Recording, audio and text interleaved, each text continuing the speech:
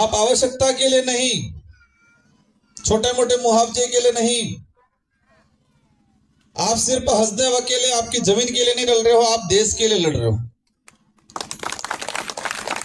ये लड़ाई सिर्फ आदिवासियों की लड़ाई नहीं है, ये लड़ाई इस देश में रहने वाले प्रत्येक वर्ग के लिए है।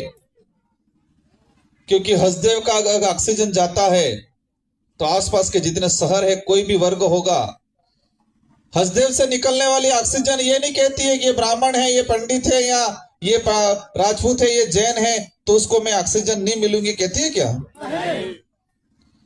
तो ये लड़ाई आप अकेले की नहीं लड़ रहे हो, पूरे देश के लिए लड़ रहे हो, सभी समाज के लिए लड़ रहे हो। लेकिन दुख की बात यह है कि उन लोगों को समझ में नहीं आ रहा है, सरकार को समझ में नहीं आ रहा है।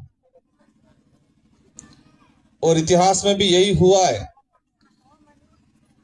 आजादी की लड़ाई भी आदिवासी समुदाय हो, अन्य गरीब समुदाय था, उन्होंने लड़ी थी। और अंत में जब आजादी की लड़ाई में लाखों बलिदान हो गए, बलिदान होने के बाद अंग्रेजों ने हार मान लिया। और उस समय जो शहरों में बाजारों में रहने वाले लोग थे, भीड़ के आगे इकट्ठे हो गए, आगे खड़ा चेहरा दिखा दिया, और आज उनका इतिहास पढ़ाया जाता है कि आजादी उन्होंने दिलाई। जिन्होंने आजादी दिलाई